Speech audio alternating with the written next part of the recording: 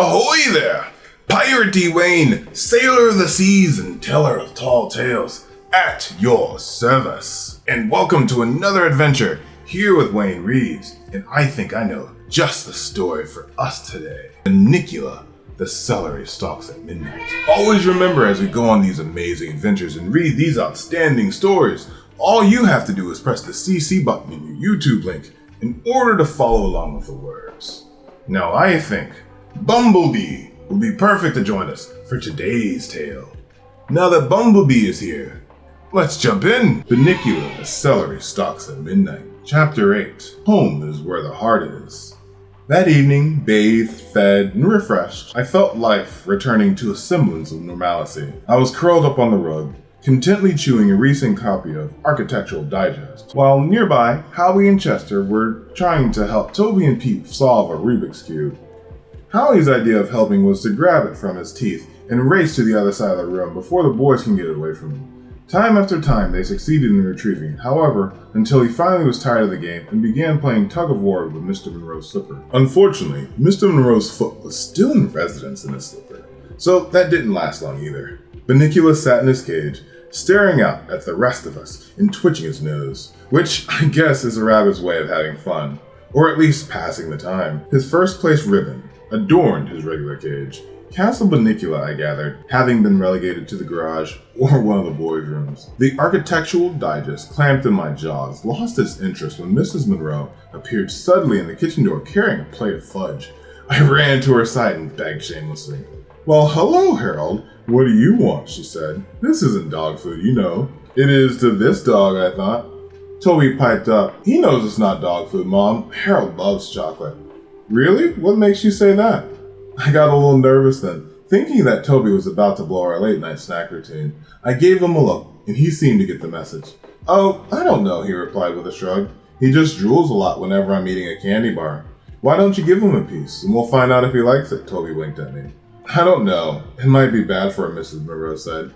I gazed up at the plate in her hands with an expression of desire, usually only found in the pages of novels with titles like Wretched Reckless Love or Forest of Fire and Timberland of My Heart. Mrs. Monroe smiled down at me. "Well, I guess one little piece of fudge once in a while will never hurt anybody now, did it?" She lowered a piece to my quivering lips, and I was in instant heaven. The next hour or so passed peacefully enough as the Monroes recalled the day's events. Apparently, after our abrupt departure from the school carnival, everything had gone on as planned. Though slightly delayed and redecorated, the portrait hanging from the wall was now a man with a hole in his head. Was a huge success. Mr. Monroe went back to his Duncan teacher booth, where things went, you would say, swimmingly. And Mrs. Monroe's friend's carrot cake, the one Chester had demolished in his service to mankind, won first prize in the bake-off. The first time in culinary history a cake has won an award posthumously. And now, we were all back at home, safe and sound, from our various adventures. Well, safe anyway. I'm not sure how sound one could ever expect Chester to be. Later that night, after everyone had gone to bed, he confided in me that he was still convinced Bunnicula had gotten loose and gone on a rampage throughout the town. Otherwise, how can you explain all those white vegetables? They had nothing to do with the school carnival, he said. And where was Bunnicula anyway? We know he wasn't in his cage in the living room that night. Howie dropped the bone he was carrying around the living room and ran to Chester and me. I just remembered something Pete said to Mr. Monroe tonight. "What's that?" Chester asked. He said it'd been a good idea to put Bunnicula in his cage. You know, the cast Bunnicula they made for him at the carnival, so that he could get used to it. And he spent the night in the garage. "So there you are," I said. "He couldn't have gotten out. He was safe in the garage all night." Suddenly I gasped. "What is it, Harold?" Chester asked. "Mr. Monroe came running into the house this morning with the news that the garage door had been left open all night," I said. "So Bunnicula could have gotten out. And could have, in fact, did turn all the vegetables white. Let's hope he got them all. Because it's night once again. Night, the time when vampires come out to prey on the helpless and to attack, to drain their victims dry, to..."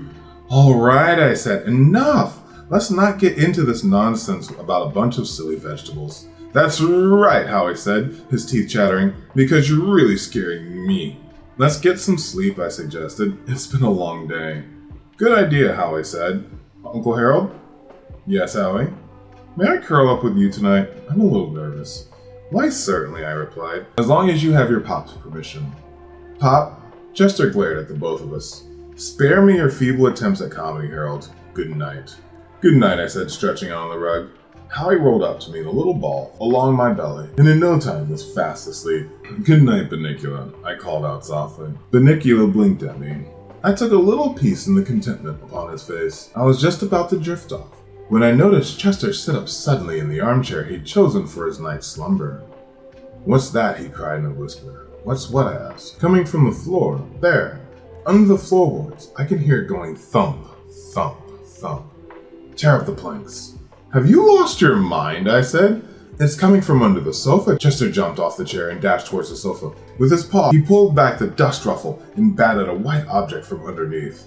Here, he said. It is the beating of this hideous heart. Well, how'd that artichoke get there? I asked.